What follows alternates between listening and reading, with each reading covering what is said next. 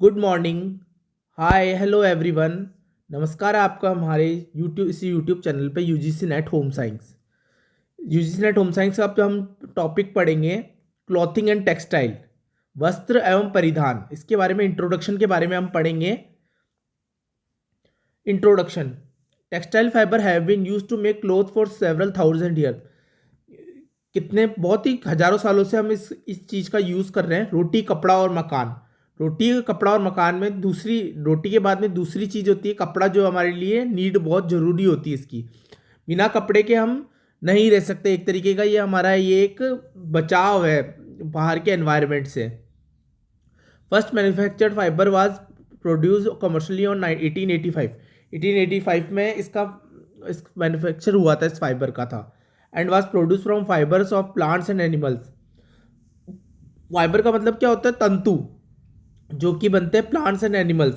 Animal से बनते हैं, प्लांट से और एनिमल से। जैसे कि वूल हो गया, फ्लैक्स हो गया, कॉटन हो गया, सिल्क हो गया। ये सब कॉमनली यूज्ड टेक्सटाइल फाइबर्स हैं। ये textile fibres are characterised by the flexibility, fineness and large length. ठीक है ना। ये कैसे कैरेक्टराइज होते हैं? Bye flexibility. इसकी फ्लेक्सिबिलिटी कितनी है, कितनी फाइननेस और कितना लार्ज लेंथ है इसका, इससे ये कैरेक्टराइज्ड होते हैं। ठीक है ना। What are fibres? फाइबर का मतलब क्या होता है? फाइबर मतलब रेशा। रेशा मतलब a fibre is a fine thread like piece with length at least 100 times greater than the width. Fibre क्या होता है? एक तंतु होता है, तंतु बोलते हैं इसको, रेशा बोलते हैं। ठीक है ना। जो कि 100 times greater than the width, width से 100 टाइम ग्रेटर होता है ये।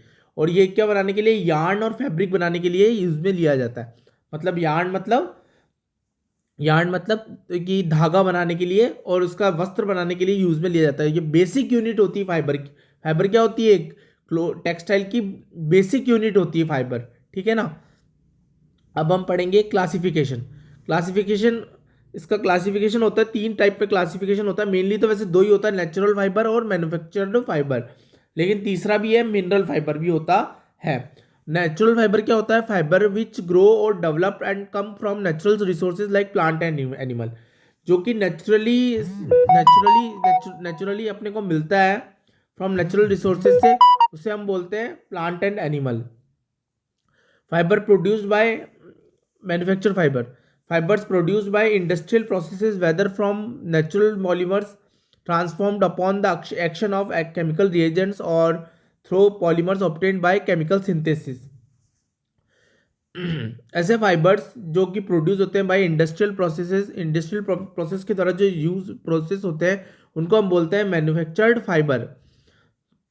Manufactured fibre natural polymers transfer upon the action of chemical reagents के द्वारा और थ्रू पॉलीमर्स के द्वारा, ये केमिकल सिंथेसिस द्वारा ये मैन्युफैक्चर हुआ जाता है। ठीक है ना। मिनरल फाइबर क्या होता है कि ये यूज होता है इंडस्ट्रियल प्रोडक्ट्स में, और अभी रेस्ट्रिक्टेड किया हुआ है कार्सिनोजेनिक इफेक्ट के कारण। एस्बेस्टोस को रेस्ट्रिक्टेड किया हुआ है। मिनरल फाइबर्स होते हैं। अब क्लासिफिकेशन क्या होगा इसके? देखिए, ये नेचुरल फाइबर और मैनमेड फाइबर। नेचुरल फाइबर कितने प्रकार के होते हैं? एनिमल और वेजिटेबल। और मैनमेड फाइबर कितने प्रकार के होते हैं? दो होते हैं, आर्टिफिशियल और सिंथेटिक। तो ये इस तरीके से क्लासिफिकेशन किया हुआ है इसका पूरे का। तो हम इसको आगे हम और डीपली हम और पढ़ेंगे। ठीक है ना। तो ये हुआ इंट्रोडक्शन क्लोथिंग एंड टेक्सटाइल का। इसमें क्या होता है? हम क्लोथिंग क्यों करते हैं? क्लोथिंग का मतलब होता है परिधान, और टेक्सटाइल का मतलब होता है वस्त्र। हम क्लोथिंग करते हैं हमारे शरीर को बचाने के लिए, और ये हमारा एक तरीके का मेन पार्ट है क्लोथिंग। बिना क्लोथिंग और टेक्सटाइल के हम ज़्यादा देर तक कहीं भी रहना हो, कहीं भी उठना हो, बैठना हो, सर्दी चाहे गर्मी हो, तो हमें वस्त्रों की ज़रूरत पड़ती रहती है। ठीक है ना। ये हुआ इंट्रोडक्शन, हुआ क्लोथिंग एंड टेक्सटाइल का। ठीक है। Thank you and have a nice day.